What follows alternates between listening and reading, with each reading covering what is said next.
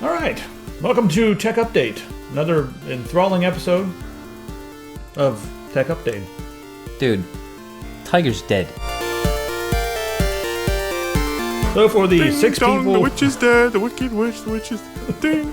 I don't know if we're allowed to put that in the video. So for the 4 people out there who got that joke, haha, it was funny, wasn't it? 4 people who used to watch that. So anyway, Tiger, they sold to PC Mall for $14 million?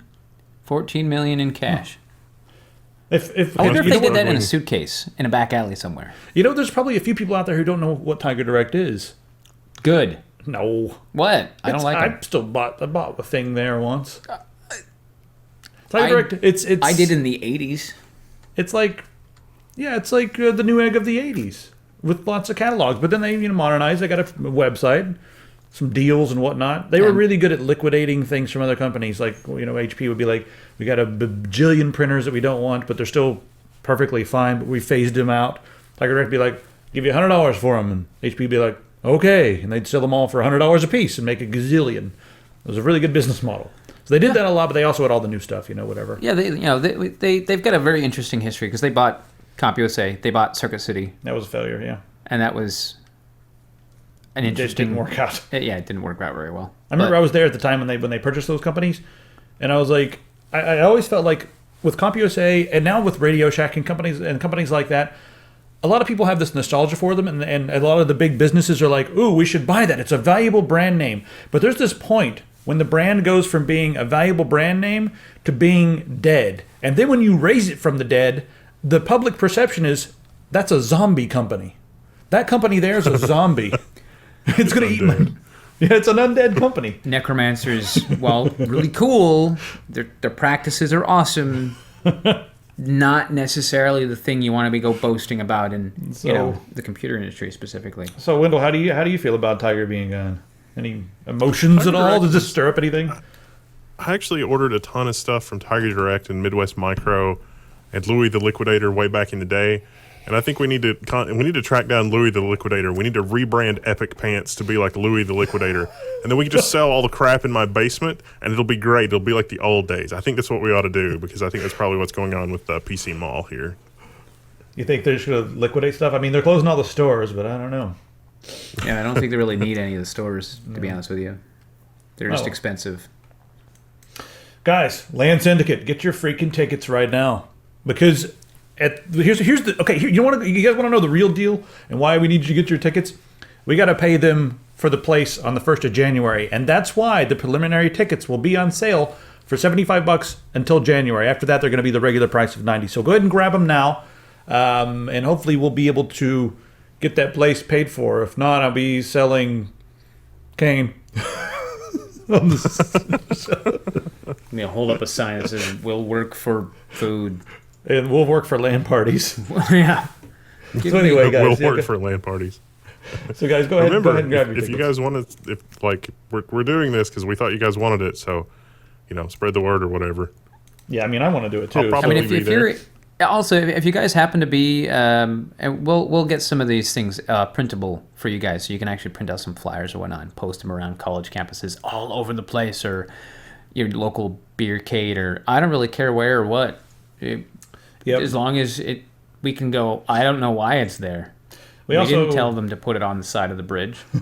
People wrecking because they see this thing. LAN Syndicate coming soon to Seattle. We also have a couple promo codes for some different hotels and stuff. So just go to LANsyndicate.com. Mm-hmm. I slap that together.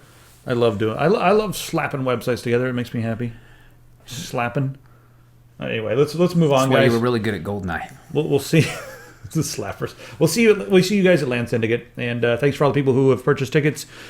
Looks like everyone so far has been in the beer drinking section. So we went over there today and made sure that we could have a huge beer drinking section, and it looks like it's going to be an easy thing to do. So yeah, and be cool. In the event that we have very few people that are, or nobody that's not of drinking age, so we have everybody is of drinking age, we can make the entire floor space. I don't think that's going to happen. There's going to be like 3 people there that are not drinking. I hate to have we'll that. Put them in that little room on the side. That's pretty much how it's going to work. We have to cage off the entire area that's drinking. It's Washington ridiculous. laws. It'll be fun. All right. Last week we talked about Carnegie Mellon and those Mellon heads down there. I guess the report was that they were taking money from the FBI to do some sneaky stuff to compromise Tor, and then the FBI was paying them. And now everyone on every side is like saying that that's not what happened, except for a few people who, I guess. It was the guy who runs Tor. He came out and said, "Hey, I've got on credible sources that you guys were taking money for this research from the FBI." And I've been doing a lot of Tor research, just trying to better understand the entirety of the system. And no, their claim is that they did not take it directly. We did not take any direct payments from the FBI, which is why last week when we were talking about this, I was saying, I wonder how that conversation actually went down. It was probably some kind of federal grant that just happened to be coming from, some FBI coffers. Right. And the guy in the research lab was like, yeah, we could totally do that kind of research. Because the retort that the Tor guys gave was, how did they know who to subpoena the information about? Or did they just what to subpoena subpoena, everything? How do they know what to subpoena? So anyway. that's why it's fishy, really, is because, okay, there no direct money transferred, but they didn't say that there was no money transferred, just not directly. We funneled it through some other crap. Is that what it means? I don't know. And then, exactly, how do they know what to ask for, the FBI? So, I don't know. Wendell, you think there's anything fishy here? Do you think it's just misunderstanding and then everyone's freaking out because the FBI knew exactly what to subpoena? And then there's some question. This kind of thing, this kind of thing happens a lot as far as like the grants go, and as far as that sort of thing goes. I mean, Tor technically, historically, as a project, got a lot of its funding from the government. And not just, and the government is a large, shadowy organization that has a bunch of different agendas and a bunch of different people working. But the intelligence community is one of the communities within the government that has actually funded a lot of development on Tor. And so historically, that would not be anything that unusual. And if the intelligence community actually uses Tor as a tool for operatives and things like that, they will benefit from having Tor be more secure, which is, they've said as much at conferences and things like that. I'd also read, after we said that last week, everybody was like, oh, this is old news. This is 2 years old. This doesn't really matter. It's totally, this is not a thing. And so I looked into it, and Tor actually has had some security updates and general architecture updates that help. Like, I had not read in depth about the whole Tor circuit switching thing where it tries to, switch. There are things in Tor that are fairly recent that sort of switch the way that traffic flows and switch the way a couple of things happen in order to sort of make it such that, even if somebody has a heartbeat on all the traffic running through Tor at any one point in time, that compromise or the information that they might get from that is not really useful in a temporal sense over a long period of time, because your traffic's going to go a different way. Well, they're actually planning to do some security upgrades to Tor as well. But yeah, I think that's a good lead-in for the next article. Is that even the Tor people are like, we've got the smartest people on Earth trying to find a way, into the system, or find a way to sort of unmask people using Tor. So we need to beef things up a bit, and I thought that was interesting. There's one guy. Just one guy every freaking time I mention Tor, he goes to the website and posts the exact same thing where it's like, once again, Logan shows his ignorance of how amazing Tor is, and that kind of, and he posts like an article, but it's usually, his things are usually like, dude, if you use Tor and 7 VPNs and you do it from a throwaway cell phone that your friend bought for you using cash in a dark alley, and you go do this at a coffee shop wearing a mask, then yeah, dude, you're totally fine. So stop bashing Tor. That's usually how it goes. If you do this again, dude, I'm gonna fucking slap you. Like in GoldenEye. With a fish. Now, one of the things about Tor that I think is interesting in general is that if everybody was using, and I mean everybody was using it, it would be safer, because it'd be a lot more, randomization of stuff happening in between. There'd be more exit nodes. There'd be more exit nodes, guard nodes. more guard nodes, more relays. All that stuff is going on. Ultimately, it's if a attacker has control of your guard node and your exit node, they can determine who you are and what you're doing. Yeah, just from the metadata and everything that's going through there, they can pretty much put it together. Yeah, but they have to, becoming a guard node is a little more difficult than just showing up on the space. But being a guard node, a relay, and the exit node, and a user happens to pick all three that are controlled by the attacker, I mean, you clearly know who they are, regardless of what's going on. You can find that path, and there's ways of de-anonymizing Tor, and that's one of the things that I think we constantly are stressing is that it is not 100% secure. Is it a good idea? Something to do? Sure, but if you want to use it religiously and constantly use it and feel that I'm completely safe, I'm on Tor, that's where we're going. No, that's not true. Are you harder to track? Yes. But are you 100% secure? No. So, I mean, a lot of this is that they just hate encryption. So they're always trying to compromise everything. And they're always trying to point fingers at encryption, right? So recently we had the really heinous attacks in Paris where some cowards did some stupid, heinous stuff. And as soon as that was over and the smoke's not even, the dust and the smoke have not even cleared and settled, sure enough, everyone is going it's because of encryption. We could have stopped this if it wasn't for all this damn encryption. So everyone's yelling and screaming about that. And then here's the funny thing. They had knowledge of things, some of these things that were going to happen. They already had knowledge of some of this stuff. So that's one thing that's really interesting. And then the second thing that's really kind of interesting is the fact that, they weren't actually using encrypted stuff to communicate. They really were just using regular unencrypted SMS messages to communicate with each other, which I guess this is. Yeah, exactly. This also goes into an idea that if everybody is using Tor or everybody's using this encryption stuff, and that's where all the eyes are on this encrypted stuff, you can walk around in broad daylight looking like a normal Joe, and that's the person who could be doing the bad things. And no one's going to look at them because, he's not using any of this encrypted stuff. He can't be doing anything. He's got nothing to hide. Exactly. I got nothing to hide, so I'm not going to try to hide. I'm just going to put it all out there. You're not looking at it anyway. You're looking over there in the dark alleyway while the bad stuff's happening over here in the busy street. I like my favorite thing that they said that the way that they communicated was by playing Counter-Strike and drawing symbols and characters in bullets on the wall. Wasn't that debunked, or is that really still a theory? No, that wasn't. That was nonsense. Totally that was complete and utter nonsense. But suppose for a second, it's a useful intellectual, exercise to suppose that there exists, a terror cell that is communicating that way. How would you ever detect that? And then all of a sudden, the argument, the Feinsteins of the world who are like, oh my gosh, we need the tools to find these monsters, and Google and Facebook won't help us, which is actually a direct quote from Feinstein. Good old Feinstein. Then you start to realize how crazy those arguments are. You might as well have every single piece of communication go through the government. And that can't possibly end badly historically. That has never ended badly in the history of the world, right? So, of course it makes sense to do this. I can see the headlines already. You got Washington takes over Steam servers so that they can monitor all gameplay. They're going to have there's going to be a new rule where there has to be a government spectator in every match. So you got to leave one slot open for the government spectator.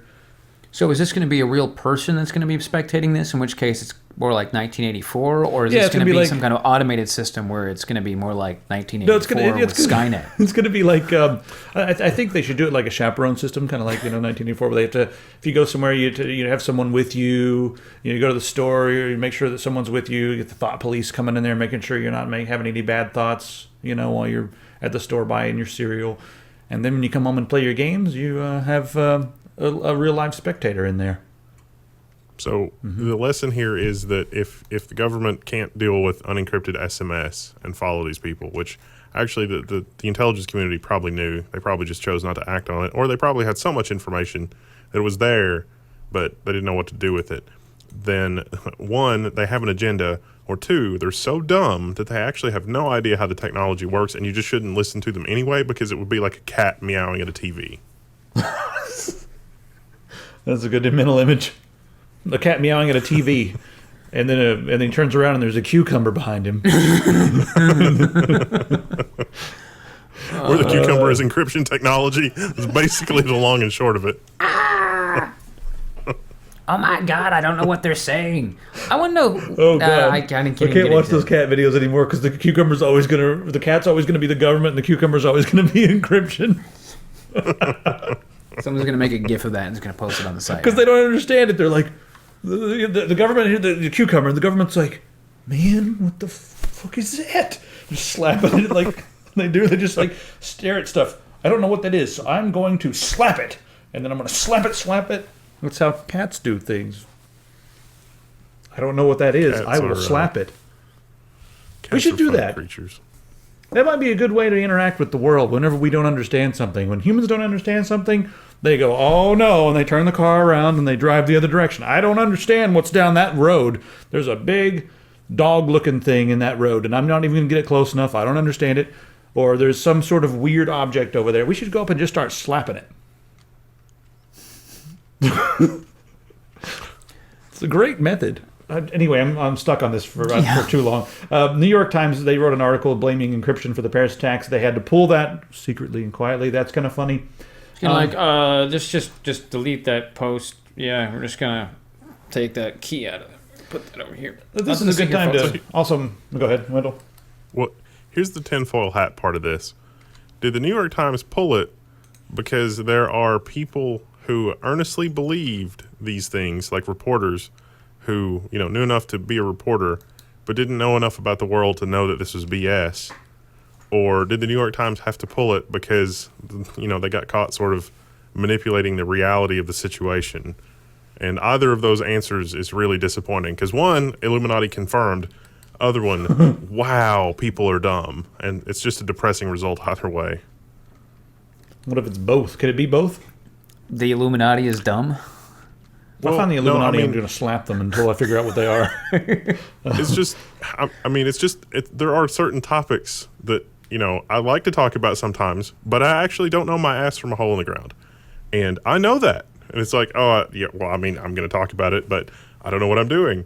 But then if you're a reporter or whoever wrote the story, it's like, well, do you realize you actually have no idea what you're talking about? Or do you earnestly believe that your opinion matters somehow? Because that's the disappointing thing. There's a lot of that weekly in the tech. A lot of the articles, I'll go in there because they're talking about some fact that I want to chew on a little bit. But if you actually read the article, your head might explode because it's just like, yeah, there's a fact in there somewhere, but then the guy when he starts talking about it, it's just like, this is absolute nonsense, and the guy has no idea what he's talking about.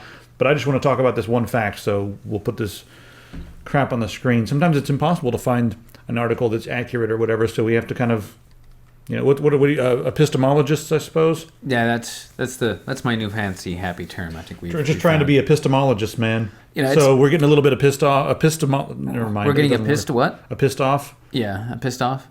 Okay. That's awful. Well, one of the things that I like to do when we're reading through some of these articles is I'm like, okay, this article is a bunch of conjecture and crap. Let's find the source of this article, which finds the source of that article, or which finds the source of the dig this all the way down. And it's like finding out that we're playing a game of news telephone, and it's like an article quoting an article quoting an article, and the one that originally quoted it or one that originally put it out was like, this is a blog post from some random baloney site in the dark web that doesn't actually have anything to do with anything, and it's just somebody going. Mm-hmm. And is that person working for the Illuminati or what? The original baloney poster? Yeah. They're not ship posters, they're baloney posters now. Yeah, I wonder if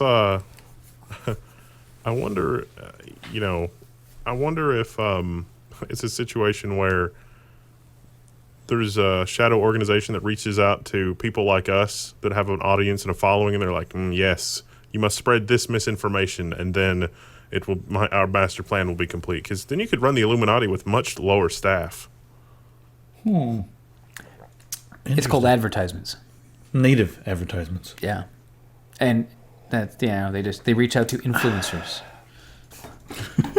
And yeah, I just did the influencers with the quotes. I'm going to influence you guys to buy an LG TV soon if you're not careful. Actually, that video's coming up today. You guys have already seen it. Hey, I was surprised they let me make it live because they were like they were cool with the negative things I had to say.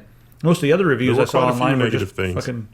Yeah, most of the people. There's quite a few really good things too. It's also the best looking television I've ever seen.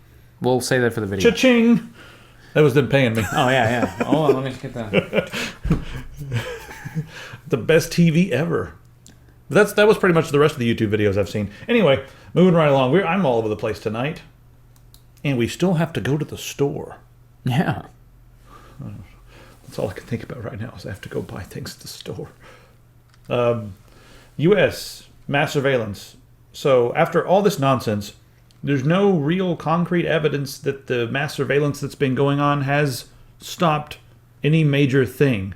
And then, you got the people on the one side where they're like, well, yeah, of course you don't know that it stopped nothing because it didn't happen because they stopped it. Well, there's no records. There's no actual records of them stopping anything. Because, they would say, hey, some guys were planning to chop down this tree, but we found the axe and we found them. And because they were talking about buying the axe through encrypted services, and we went and stopped them. There's a few weird things like that, but it looks like most of the real stuff that's been stopped was because of old-fashioned police work from the FBI and local police authorities just doing their regular old-fashioned stuff, detective work, Sherlock Holmesy type stuff. Yeah. Where they get a lead and they look at it and they look into it instead of just hoovering up every possible bit of data and then trying to figure out how to sift through it.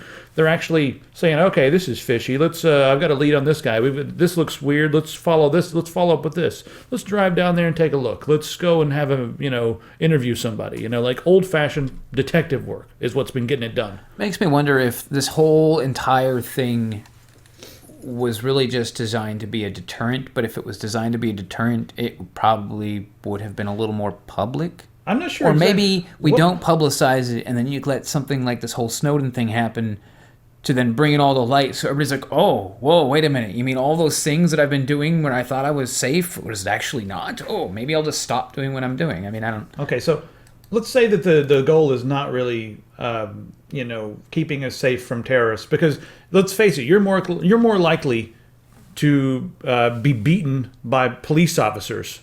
United States police officers. You're more likely to be beaten by them than you are to be harmed in a terrorist attack. So that's an actual statistic. Think about that for a minute. But we put, way more money into finding these terrorists. But what if the goal's not that? What is the goal? If the goal is not to stop it, what are they doing with all this data? Why do they have it? They must have some reason for doing it other than the fact that they have a hoarding complex. No, I think that's it. Wendell, what do you think they're actually doing with all this data? Why do they want it? I think that most of this is to try to do analysis after the fact. So that it's like, okay, we figured this out, or this thing happened. Let's go attack whatever. Let's go figure out who that guy's friends are, and then go see see what's going on there.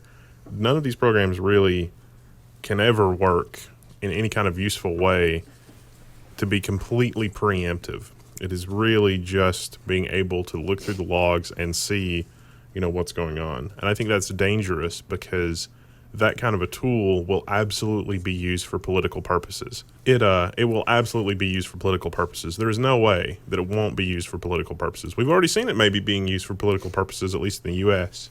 And this massive surveillance, this massive international surveillance apparatus, it's really bad when these international countries can all agree on one thing, and that is we need to know everything that our citizenry is doing at all times of the day and night. We need all of that data. That's a really scary thing. All right, let's check out the store, guys. There's a lot of new things in the store. Some stuff's not up there. We always do the video before they put all the new stuff up there. We got a lot of really cool glassware coming in, some jiggers and shot glasses and stuff, and some really cool coffee cups that I was very particular about, and Glencairn whiskey glasses for everyone for the holidays. Everyone's been saying, man, we need something besides just beer glasses. So got all those coming in. Got the LAN Syndicate tickets that you guys are grabbing up. You better be grabbing them up. I want to see all you guys there. Yeah. That's why we do this, because it's community. I mean, really. Long sleeve shirts, got a few of those. God Mode and the Doom Guy. Made him a little bigger. I like that. I'm glad John made him bigger. Hats are doing well. And the desk mats, I could not believe how fast they're selling. I didn't know that you guys wanted desk mats that much more than mouse pads. The mouse pads are doing well, but the desk mats, John said that he's like, dude, we just got these things in. You're going to have to order more, immediately. So we're already half, the Zweihander desk mats are already half gone. So cheers on the desk mats, everybody. We've got a bunch more coming as well. Got the $10 off for $100 orders, $20 off, or $30 off for $200 orders. How are we going to stay in business doing that? We also have some sale items. If you click on sale items up here on the top, lots of grab bags and any color that's like, not selling that well. Some of our black shirts sell better than anything, but some of the brighter colored shirts don't sell as well. So, hey, we're discounting them. Just, clearing up shelf space, basically. Go in there and grab some stuff. And thank you guys for grabbing the album as well. It's all money from the album is going to fund preliminary development on the Zweihander video game. And there's been a lot of preliminary development. Yes, many late nights. Yep, many late nights. And I'm really impressed with how fast the Unreal Engine guy is doing stuff. And then we've got Chris drawing lots of concept art and kind of a fun and twisted story. So, yeah, it'll be cool. I'm looking forward to it.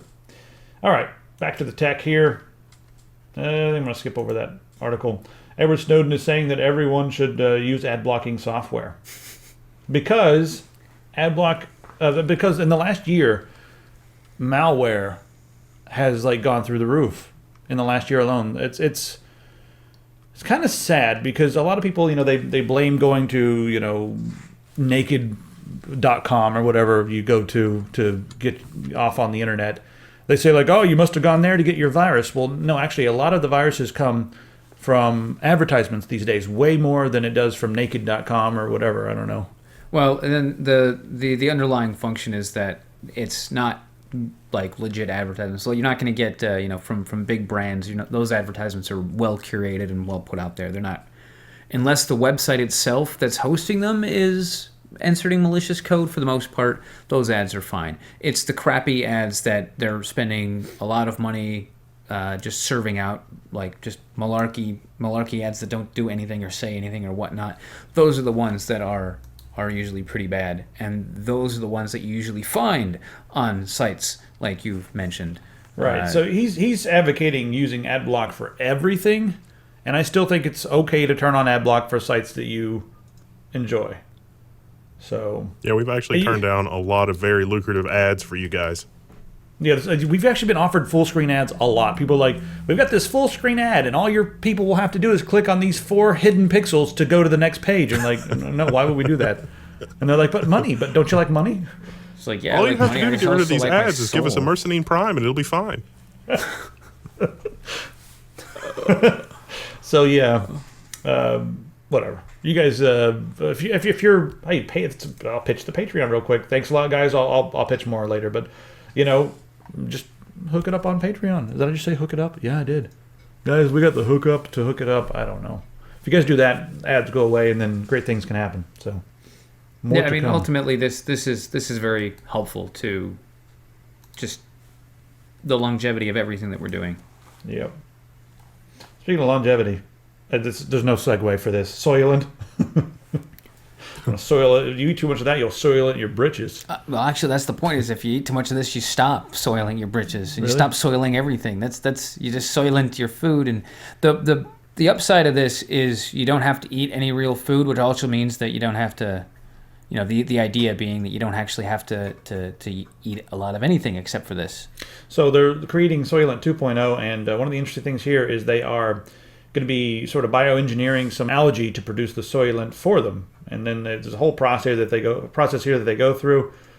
But they say that a 100,000 square foot warehouse could produce enough food to feed Los Angeles. Well, enough Soylent to feed Los Angeles. Yeah, now, I'm calling it food here, but yeah. Just as a brief segue off of this is really neat stuff, but ultimately you're causing an entire. If everybody was to adopt this, you'd cause an entire generation of people to their digestive system would change. Over the course of a few generations of not actually processing or needing to eat or consume food and no longer have to digest stuff. You'd start seeing, I'd say, a shift, or you'd see people who can't consume food after using this stuff for several years because their digestive system would slowly I mean, stop working. it's still calories, and you're still digesting something. Sure, but not in the same way that your digestive system currently works. This comes from some bio majors that I've had conversations with. They're just like, this stuff's scary because we don't really know what the long-term effects of this are. But ultimately, I think it's a really neat idea. I'm like, I want to get some. It's probably going to be like soy is now, where it's mixed in with real products as we overpopulate the planet and can't make enough food for everybody, and meat becomes ridiculously expensive. I mean, algae is going to be a very essential ingredient in tons of stuff coming up in the future. Like, I think algae could be as big as soy is now in many different ways, and also the fact that they're able to use algae to produce stuff like the soylent and everything else. So fuel, yeah, you can use algae for so many different things. So. As far as bioengineering goes, everyone keeps thinking I'm negative on this, and I'm negative on the corporate interests using it to screw up the market and that sort of thing. Because you look at companies like Monsanto, and they pretty much just destroy diversity. As far as the different crops go, and they they ruin the farmers' lives. It's just used as a business tool. It's not really used to save the world like they keep saying, and all the freaking people who follow their rhetoric keeps repeating to me, like, man, they're going to save the world. Like, yeah, they're doing a great job, aren't they? They're doing a great job. I'm all for the whole scientific development and proper testing and studying of this. I'm not against science. I'm against the corporate abuse of science. So get that down, fellas. Yeah. All right, what's next on the old list here? Quantum computers. We're getting into some hardware stuff. And this is another one of those articles that has absolutely nothing. It's just like a bunch of paragraphs that don't mean anything. He tries to explain superposition and tries to explain a whole bunch of stuff. But the bottom line here is a company in New South Wales, Australia, has created a quantum computer that kind of works like a regular computer. It's on basically like silicon. It works similarly, but it's a quantum computer. And that's really all the information that I was able to glean from this poorly written article. But it's maybe interesting to mention that, hey, we've got a quantum computer that could possibly work similarly to a regular computer, or possibly interface with it. I don't know. Quantum math probably a good first coprocessor. step. Yeah. And then Google's got their big announcement coming out on the 8th of December with quantum computing, so that'll be interesting to look into as well. Oh, they're just announcing the next Skynet rendition. That's all they're doing.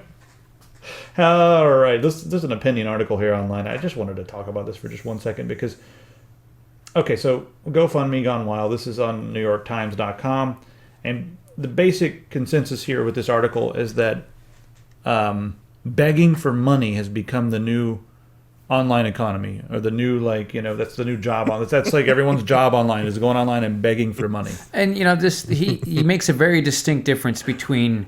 A charity saying, hey, we're doing this thing, and hi, I'm a mother of two, or I'm a dad of two, and I need to take my dying kid to Disney World, but I just used a whole ton of money to redo my kitchen. Yeah, I gave that as one example of basically a soccer mom, or I guess she's an ice skating mom. Maybe it's a hockey mom. She wanted ice skating lessons for her daughter, but she just dropped a ton of money redoing her kitchen, but she was using GoFundMe to get her ice skates and all that stuff for her daughter.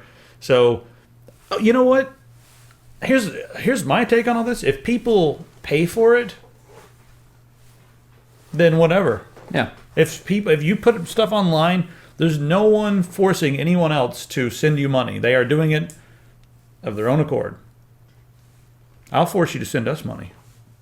And that's it's. I think again, this is an opinion article, but it's trying to make a distinction that begging for money, or hey, I can't afford this, can you just pay for me to get a new television? If a community of people want to give them money so they can have a new TV, that's awesome. This is one of those pieces that's designed to create outrage on the internet, and it's designed to, God damn it, it's clickbait, and I fell for it. But I didn't fall for it because I'm not outraged. I didn't fall for it for that reason. I'm pointing out that clickbait is we thought it would be hilarious irony. I mean, let's be honest. It's like, oh, begging for money on the internet. That's who do we know like that? I don't know. A couple of bozos, a bunch of nerds. I don't know. Yeah, now is when I was going to do the Patreon thing. Like right after that, I was planning on being like, so if you like, we could really use some money to buy some ice skates. And yeah, Kane, I'm trying to put Kane into some skating lessons here. So if you don't mind, I'd actually just, if you do mind, I don't care. Just give us the money. So he needs skates. I need new rollerblades. Inline Rollerblades? snakes. I need inline snakes. I need new inline Keep snakes. those fucking snakes in line. Inline snakes. Pure vodka. Call Samuel L. Jackson right now. Snakes in a line. So there was that one time that I took a snake on a plane. This is a true story. You can't tell it though. If the feds find out about this, God, Samuel L. All I'm Jackson's gonna saying be is so that- pissed. Never mind. Inline snakes, everybody, Inline snakes. and possibly a banana fight. I've never actually said that there could be a possibility of that. I've always denied it. But now I'm saying, if we get our snakes in line, there could be some bananas flying around. I don't know. Fool me once, shame on me. No, wait. Fool me once, shame on you. Fool me twice, shame on me. I guess Fool it's me, shame you on can't me get fooled either way, again. technically. I was waiting for somebody to make the Bush reference. Point is that you fool me once, you can't fool me again. Trying to put fish on my family. Isn't that how it goes? I don't know. Okay, let's just move on. Give us money, please. The internet, please give us money, please. And now back to our regularly scheduled program. I can't even do it. Okay, I don't even care. I don't care about this either, but it's interesting, I suppose.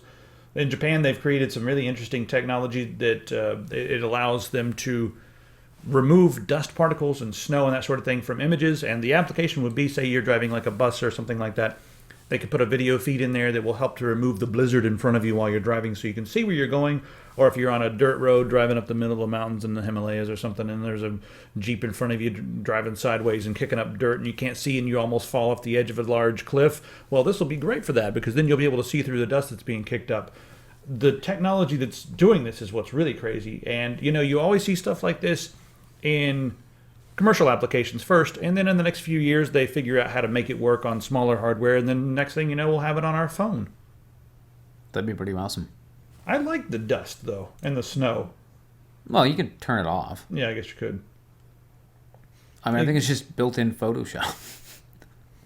I don't know. It looks like it's just adding a ton of contrast or something. I don't know what it's doing, really. I don't know. It's individually processing out each dust particle. That's how it requires a quantum computer that they borrowed from Australia. Absolutely. 100% true, everything in this episode. I forgot to show the screen. All right. Apple patents. Anybody want to talk about this? I was going to read it, but then This I is didn't. funny.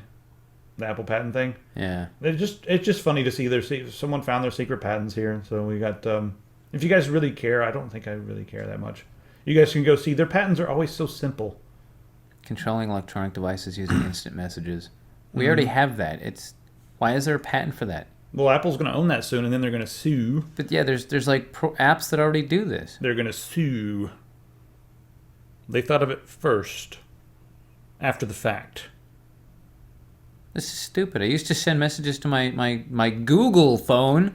But this is an interesting patent here, and there could be some. I don't know exactly what could happen with it, but there's a patent. This is the one I wanted to talk about the most.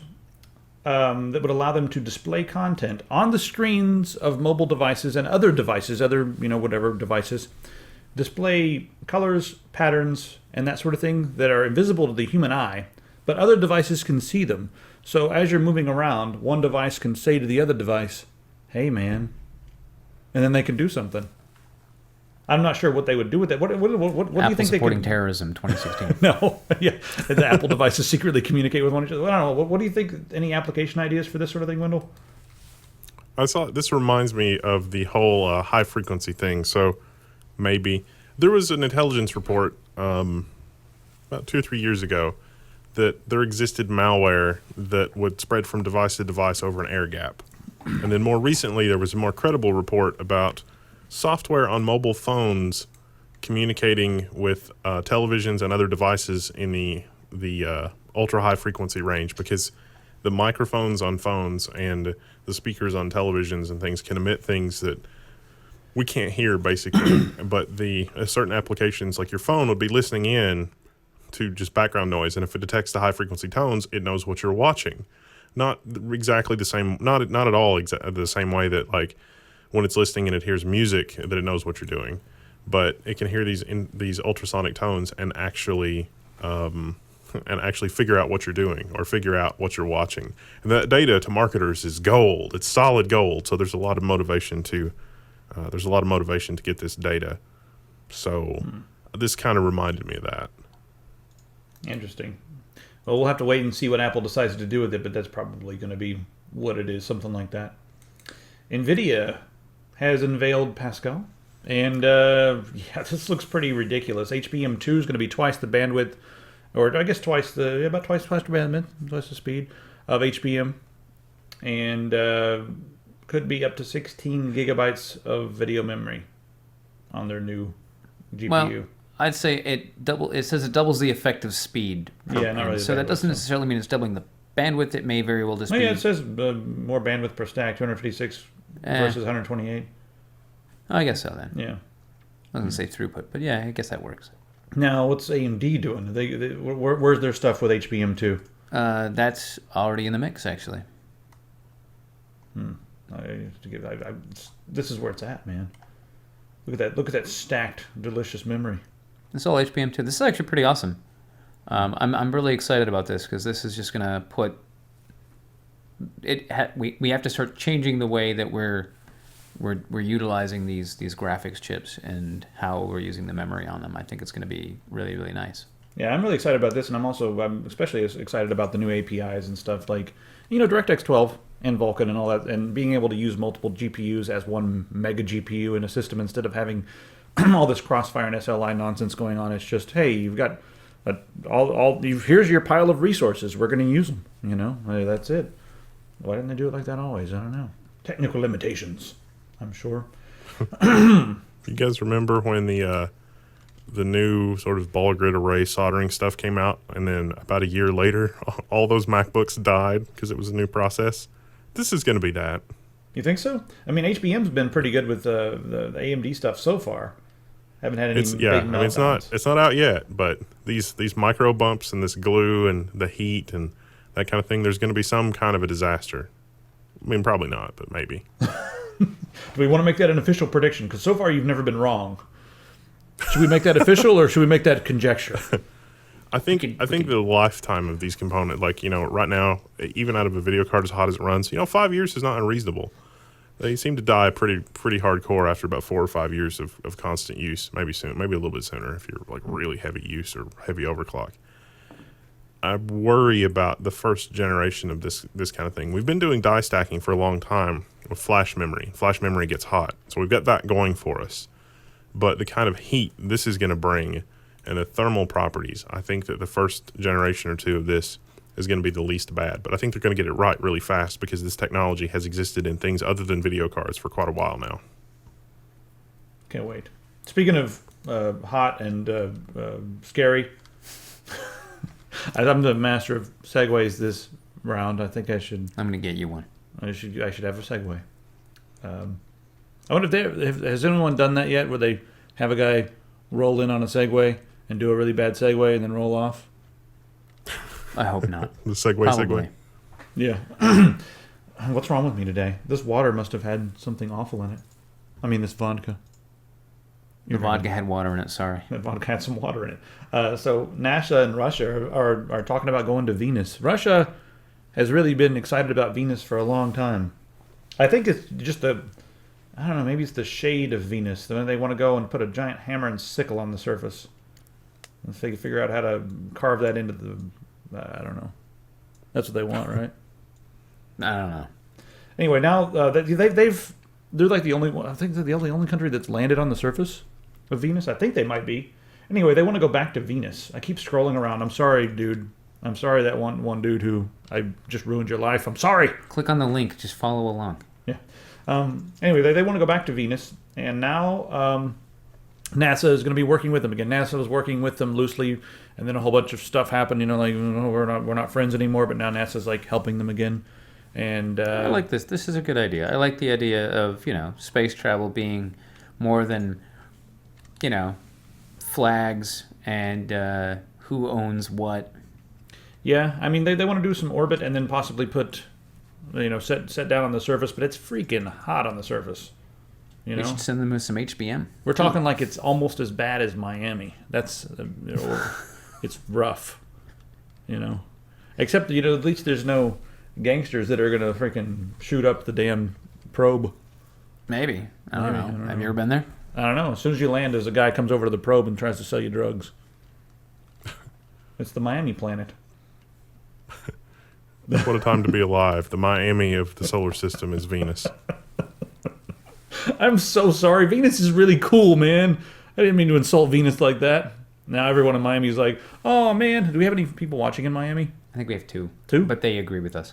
Do they? I'm sorry. I'm talking to them. They're stuck there, too. They're like, damn it. Just get in a car and drive, man. Didn't someone write a song about that? I don't know. I'm more excited about Europa. Now, it looks like NASA's going back there, thanks to a cowboy from Texas who happens to be the chair of the whatever committee, John Culberson. And, he's, as they say, a God-fearing, cowboy boot-wearing, conservative Texas Republican. But he's pretty excited about that. He's from the House Appropriations Subcommittee with the oversight of NASA's budget, and he told them, you guys want to go to Europa? Make it happen. That's pretty cool. So something got him pretty excited about Europa. He read Armada. Maybe he watched Europa Report, and he's like, we got to go find that squid thing. Yeah. You ever seen Europa Report? That's a weird movie. No, I have not. Pretty good. I haven't seen it. Yeah, it's a true story. But About a bunch of people who went and landed on the surface of Europa. And then the Illuminati covered it up. Just like they covered all. We've never been to outer space. The Earth is flat. Earth is flat. I walk on it, man. And there's your proof. Tide comes in, tide goes out. You can't explain that.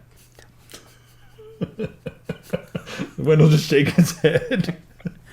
Well, so anyway, the thing about Europa that's really interesting is that Jupiter is just a massive body of thing. It's a big ball of ow. Yeah, and it releases tons of radiation, enough to kill a human in a couple of days. But, the ice on Europa, it is constantly in flux because Jupiter's pulling it. So it cracks and it breaks. And the ice on the surface moves tens of meters daily, like up and down and around. And then the water underneath is bothered so much. The water underneath, by the way, it's a bigger ocean than anything we have here on the Earth. It's just a lot bigger. Yeah. Hundreds of kilometers deep. It's just tons and tons of water, so that's kind of interesting. But the gravitational pull of Jupiter moves the water around enough and creates enough energy that the water is warm enough to sustain life, even though the surface is 210 degrees below 0 Celsius. So that's bloody cold. Yeah, it is really cold. I mean, that's like here, I have to put on a jacket for that. You have to put on a jacket for that for sure. Hell, even people from like Norway and Vermont would wear jackets in that weather. Just a windbreaker. No gloves. Yeah, I don't know. I want to go to Europa. If I was an astronaut, that'd be the place I wanted to go. Europa. What about you, Wendell? Okay, if you're an astronaut and you were allowed to go to a planet or a moon, where would you go? Yeah, probably based on the information that we've got right now, it probably would be Europa. But only if the travel time wasn't really all that much. Otherwise, I'm just going to go to the moon. I don't think I could take 6 months in space without internet. Or a year. Or 2 years. You'd have internet. It'd just be 20 to 30 minutes delayed. The latency is terrible out there. Yeah, it'd be like a Dish Network. Times 1,000. Yeah. It's just a little worse than Dish Network. You can't play any... you can play turn-based strategy games. Like you could play a game of... I'll get a game of Civilization going and we'll play that. No, we're going to play Alpha Centauri if we're going to go that way. Exactly. We'll load up... Does that even have TCP/IP? It doesn't really matter. We'll We'd figure make it it out. work, yeah. We'll make it work. If we can go to freaking Europa, we can figure out TCP/IP. It's probably already has it. I don't know. I haven't played it in a while. There is actually some standards for interplanetary IP communication. So this is one more science article, and this is kind of interesting and cool.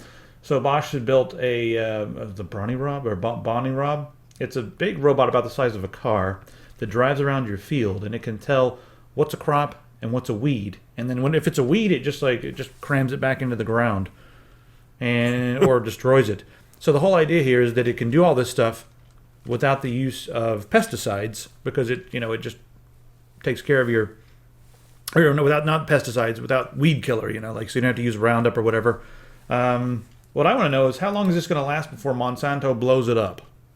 What are you talking about? They're going Monsanto buys the company.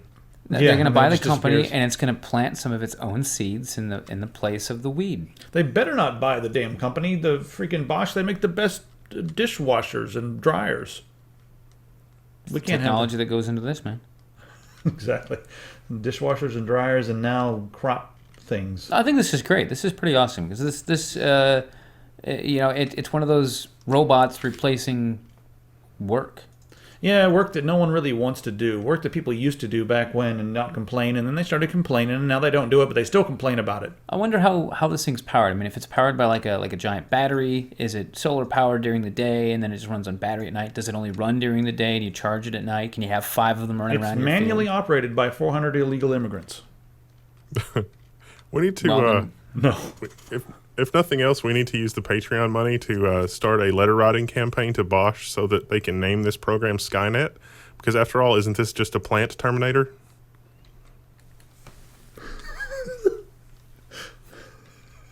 The plant terminator. I mean, it is. The plant terminator. I'll go with it. No, we're just going to get. I mean, that would be an amazing ad. ad campaign. Quick, somebody call their agency. No, we just got to call it the Bonnie Rob T100 or 108. Dun, dun, dun, dun, dun. Dun, dun, dun, dun. Make it put a speaker on that, and that's what it's going to blast when it's running around. This is absolutely fantastic because we can't convince our children to get out of the damn house and go run around the block. Put them in front of the TV and make them run in place. This is a physical therapy app, and the FDA has approved it. I mean, there's several different exercise programs for Wii and all that sort of thing.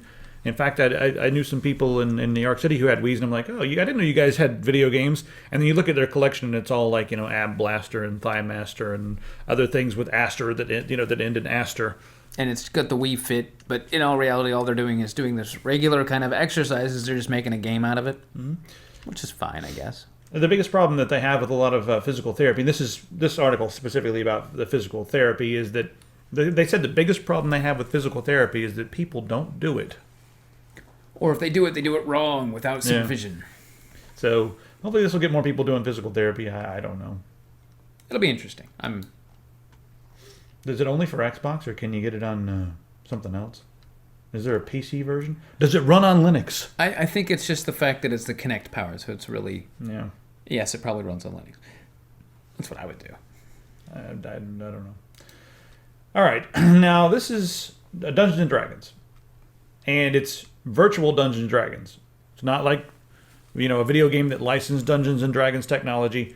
It's actually you sit down with your friends and everyone puts on a virtual reality headset and you all see the same room. Now, this is different than augmented reality. This is virtual reality. Well, you don't necessarily have to have the headset. You could just put it on the screen. But the idea is that you are, instead of getting everybody together and sitting around a physical table, you can get everybody loading the game up, and now you sit around a digital table with the same kind of grid map systems and all that other cool stuff. Yeah, I think this is really cool because one of the biggest problems that I've always had with D&D is that a lot of people you want to like play your game with are gone or they don't live near each other or whatever. Sometimes a local group, getting them all together all the time is a bit difficult. But whereas you have something like this, maybe you guys already play weekly, nightly, or whatever in a different game, but now you want to sit down and play something with a little bit of narrative and get a little creative.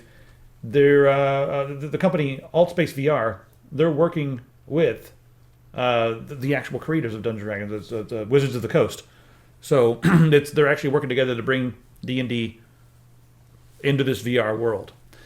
I still think I like the AR a little bit better. Cast AR, their whole idea, because in this world you move around things, in the game world, and it's all digital. You click the DM will click and drag monsters around on the screen and rotate them. Cast AR's whole thing was they were like, okay, you take this token, you set it down on the table, and your headset knows that you just set the token down, and then you can say there's a dragon on that, and then you can physically move it around. I kind of like that one a little bit better. And plus AR goggles, you can still have a coffee or a beer and still see what you're doing. You're not as disconnected. I know you can say you can still look at it on a computer screen or a monitor or whatever. Like I said, this application is not specifically designed to be in like a 3D virtual environment like with VR glasses. But augmented reality, this tied with that would actually be kind of neat, because then you could have your tokens out and use that as your control system instead of using like a mouse to move stuff around. So as a DM, you can actually still have your little setup on your fancy little table and go full AR with this one. It's a really neat little...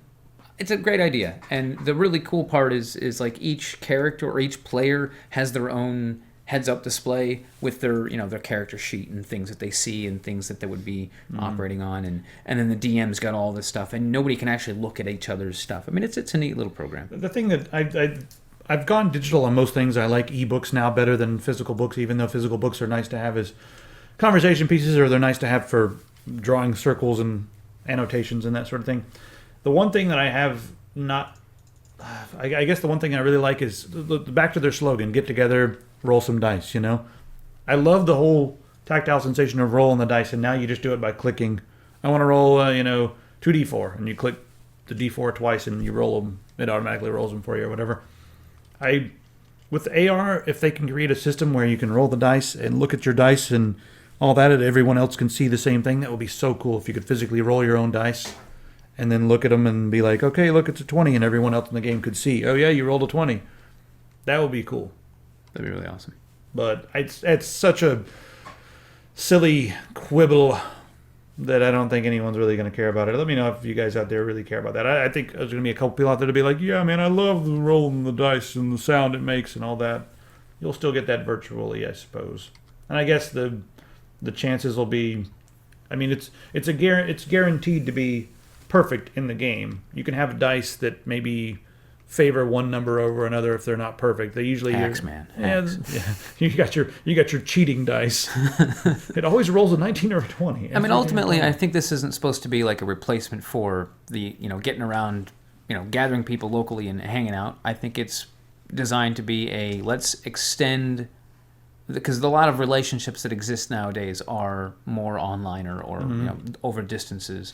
Or when people are gone, or like you said, moved, you don't have to replace them in the campaign. You can keep them in the campaign and move it all into this stuff. And I mean, I think it's got its ups and downs, and I think it's a neat idea. You want to try this out, Wendell? If we get a game going, maybe with some of the guys in PGP, maybe once a month or something. I think that would be a lot of fun. I think we should totally do that. It would probably be really interesting. I don't think we should allow bear characters, especially if they're rogues. No rogue bears. That's really more of an illustration about how messed up the rules of D&D were for that particular version of D&D than anything. Yeah, I think it was 3 or 3.5, and they were pretty messed up. D&D 5th Ed, it's fast and it's fun. I think it's one of the best versions of D&D. I miss THAC0. Yeah, THAC0, well, it's so difficult for a human brain to quickly figure it out, but it still is the most scientific way to do it. To this day, out of all systems online, I was reading some articles, and THAC0 is still like the most scientific way to do that for some reason or another. It just is, based upon some math that some guy with a beard did. Yeah. Longer than ours. Anyway, it's pretty much the whole show, I think. Anything else on the website here? No, that's pretty much it, yeah. 21 updated topics. Mm-hmm. LAN Syndicate right off the top. Hey, LAN Syndicate. So if you guys actually went and bought a ticket to LAN Syndicate, go ahead and go into the forum and find the LAN Syndicate forum, and just go ahead and updated info, and let us know that you're going. Let everybody else know that you're going. You guys can coordinate. We'll have a lot of stuff is happening really fast, so as things happen, we'll get you guys informed about it. But yeah, and it's going to be a little bit rocky the first time. It's our first rodeo, but it's still going to be freaking kick-ass. I'm saying all kinds of weird things I normally don't say. It's going to be kick-ass, guys. Yeah. I'm cool like the kids. And if you guys have any like really serious concerns or questions, go ahead and post them in here and tag one of us or all of us, and we'll get a a legit answer. Sometimes there's a lot of legalized questions. Like people are like, can we smoke in the event? No. Can you vape in the event? Unfortunately, no, because in Kings County here in Washington, vaping falls into the same smoking bans. Washington has a lot of really weird rules about stuff, and a lot of the strange rules are because Washington State says we have to do it this way. So sorry, you can't do this, can't do that. One other thing that everyone keeps asking about is like selecting seats. What we're doing is once we get toward the end of the ticket sales, we'll figure out how many people are actually going to be in the drinking section. We have to wait until then so that we can prepare a seating chart to show the fire marshal to say, here's how big the drinking section is going to be.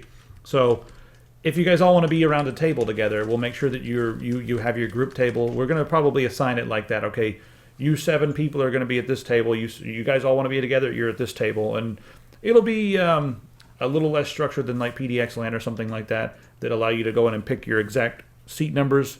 But it'll be generally like, okay, you guys are in section 5. Have fun, and you're smart enough to be able to go back there and figure it out. And if you're not, we get to drop kick you. Yeah. We're going to put that in the waiver. And we'll do everything we can to, accommodate. If you guys all want to be together in a group, we'll do whatever we need to do. We'll even pull tables together until Jennifer yells at me for pulling tables together. Why are you doing that to Fire Marshal? I'm like, he's not here right now, is he?